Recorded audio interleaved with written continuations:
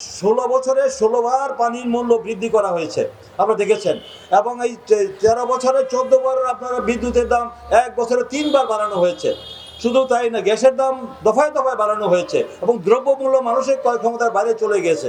এই যে আমরা দেখতে পাচ্ছেন যে বিদ্যুতের দাম, যে বিদ্যুতে আমরা দেখেছি যে এই সরকারের আমলে যে তুগলকি কাণ্ড, সেটা দেখেছি যে তারা কুইক রেন্টাল পাওয়ারের নামে তারা ইন্ডিমিনিটি করে আমরা দেখেছেন যে এখানে লুটপাট করার একটা সুযোগ করে দিয়েছে, এখনো পর্যন্ত চলছে। সেটা ইমার্জেন্সি বেসিসে করা হয়েছিল, এখনো করা হচ্ছে। এবং তারা ক্যাপাসিটি চার্জের নামে বসিয়ে 1,05,000 কোটি টাকা তারা ভর্তুকি দিয়েছে। এটা কার টাকা? এটা জনগণের টাকা। তাই এই টাকা আজকে বাংলাদেশ ব্যাংকে আজকে যে রিজার্ভ শূন্য হয়ে যাচ্ছে, আজকে ডলার সংকট হচ্ছে, এই কারণ এই টাকা পরিশোধ করতে গিয়ে আজকে টাকা ছাপানো হচ্ছে। সেই টাকা ছাপিয়ে আজকে মূল্যস্ফীতি দেখা দিচ্ছে। এই মূল্যস্ফীতির কারণে দ্রব্যমূল্য মানুষের ক্রয় ক্ষমতার বাইরে চলে যাচ্ছে এবং সেই লুটপাট করে সমস্ত টাকা দেশের বাইরে পাচার করে দেওয়া হচ্ছে। এই যে একটা অবস্থা, এই অবস্থা পৃথিবীর কোনো দেশে হতে পারে না। এই সরকার জনগণের কাছে দায়বদ্ধতা না থাকার কারণে তারা একের পর এই জনগণের পকেট কেটে সেই টাকা তারা নিয়ে যাচ্ছে। আপনারা দেখতে পাচ্ছেন যে সাম্প্রতিককালে এই যে দুর্নীতির যে চিত্র আমরা জাতীয় গণমাধ্যমগুলোতে দেখতে পাচ্ছি, সেটা তো আংশিক, এটা যে 100 ভাগের 1 ভাগও মনে হয় না। যে আপনারা দেখতে পাচ্ছেন যে আমাদের সাবেক সেনাবাহিনীর প্রধান আজিজ কাণ্ড, আর দেখেছি যে পুলিশ বাহিনীর প্রধান সেই বেনজিরের কাণ্ড, তারা কি করেছে? যারা যখন ক্ষমতায় ছিলেন তখন তারা কি পরিমাণ লুটপাট করেছে, কি পরিবেশ, এটা কি বর্তমান সরকারের প্রধান তারা জানেন না? কিন্তু তারা জেনে শুনে তাদের বিরুদ্ধে ব্যবস্থা নেননি এবং তারা সেই সুযোগ করে দিয়েছেন। আজকে তাদের স্কিন সেভ করার জন্য, আজকে তারা সেখানে আইওয়াশ করার জন্য যখন আপনার মার্কিন যুক্তরাষ্ট্র তাদের স্যাংশন দিয়েছে, তখন তাদের টনক নড়েছে। তারা তখন এই তাদের উপরে সেই ব্যবস্থা করে তারা আন্তর্জাতিকভাবে তারা দুর্নীতি বিরোধী জিরো টলারেন্স দেখাতে যাচ্ছেন। কিন্তু তাদের আসল রূপ এই আমি মনে করি যে তাদেরকে আইনের আওতায় এখনো আনা হচ্ছে না, তাদেরকে গ্রেপ্তার করা হচ্ছে না।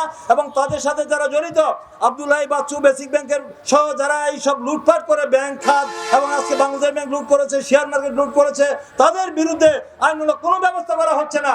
এই পর্যন্ত আমরা জানি, যেটা আমরা পরিসংখ্যানে দেখেছি, অর্থনীতিবিদরা ক্যাটাগরিক্যালি বলেছেন যে এই সরকারের এই 15 বছরে এই ঋণ খেলাপিরা এখন পর্যন্ত 4.5 লক্ষ কোটি টাকা তারা ঋণ খেলাপি, তারা ইচ্ছাকৃত ঋণ খেলাপি করে তারা জনগণের টাকা লুটপাট করে ব্যাংকগুলি খালি করে সমস্ত টাকা তারা বিদেশে পাচার করে দিয়েছে। কিন্তু তাদেরকে তাদের বিরুদ্ধে কোনো ব্যবস্থা গ্রহণ করা হচ্ছে না। তাদের নাম বাংলাদেশের মানুষ তাদের নাম জানতে চায়। সেই ব্যক্তিগুলি কারা কারা সিন্ডিকেট করেছে, কারা দেশে বাইরে পাচার করেছে, কারা ব্যাংক লুট করেছে, তাদের চেহারা দেখতে চায়। তার সাথে এই সরকারের উচ্চ পদস্থ প্রধানমন্ত্রীর পরিবারের লোকজন কারা জড়িত, এই দেশের মানুষ সব জানতে চায়। সেটা এই দেশের মানুষের কাছে জবাবদিহি করতে হবে।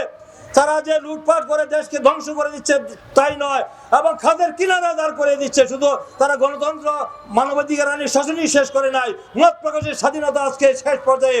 আমরা বাংলাদেশের অবস্থা আমরা জানি যে দক্ষিণ পূর্ব এশিয়ার 8টি দেশের মধ্যে বাংলাদেশের অবস্থান যখন 7ম স্থানে, এই আফগানিস্তানের আগে বাংলাদেশের অবস্থান। এই অত্যন্ত অবমাননাকর। আমাদের যে স্বাধীনতার সুযোগও তলানিতে রয়েছে এবং বারবার আমরা দেখি যে বাংলাদেশের যে অবস্থা, বাংলাদেশ থেকে প্রতি বছর 64,000 কোটি টাকা বিদেশে তারা বাজার হচ্ছে। আজকে জিএফআই রিপোর্ট অনুযায়ী বেরিয়ে আসছে, তাদের বিরুদ্ধে কোনো ব্যবস্থা করা হচ্ছে না। আজকে তারেক রহমানের বিরুদ্ধে আজকে কেন তারা সোচ্চার হচ্ছে? তারেক রহমানকে আজকে তার মুরাল ভেঙে দেওয়া হচ্ছে, প্রতিনিয়ত সকাল বিকালে তার বিরুদ্ধে অপপ্রচার কুৎসারটনা করা হচ্ছে, তার ভাবমূর্তি নষ্ট করার জন্য মিথ্যা কথা বলা হচ্ছে। কারণ তার জনপ্রিয়তা ঈর্ষান্বিত হচ্ছে। তিনি সেই সুদূর 6,000 কিলোমিটার দূরে থেকে তার নির্দেশে বাংলাদেশের মানুষ নির্বাচন বর্জন করেছে। গত 7 জানুয়ারি দামি নির্বাচনে 5% জনগণ ভোট দিতে যায় না তার নির্দেশে। আপনারা দেখেছেন এবং উপজেলা নির্বাচনে 2% জনগণ ভোট দিতে যায় নাই। সেই নির্বাচন দেখেছেন, ভোট কেন্দ্রগুলি খালি পড়ে ছিল। সে তার নির্দেশে এই দেশের জনগণ 80% জনগণ তারেক রহমানের নির্দেশে এই ভোট বর্জন করেছে। তাই তারা রাজনৈতিকভাবে দেউলিয়া হয়ে তারেক রহমানের বিরুদ্ধে অপপ্রচার করছে, তার মুরাল ভেঙে ফেলছে। এইগুলা করে কোনো লাভ নেই। বাংলাদেশের লক্ষ কোটি জনতার হৃদয়ের মনে শহীদ জিয়া, খালেদা জিয়া, তারেক রহমান কোনো চক্রান্ত ষড়যন্ত্র করে তাদের নাম মুছে ফেলা যাবে না।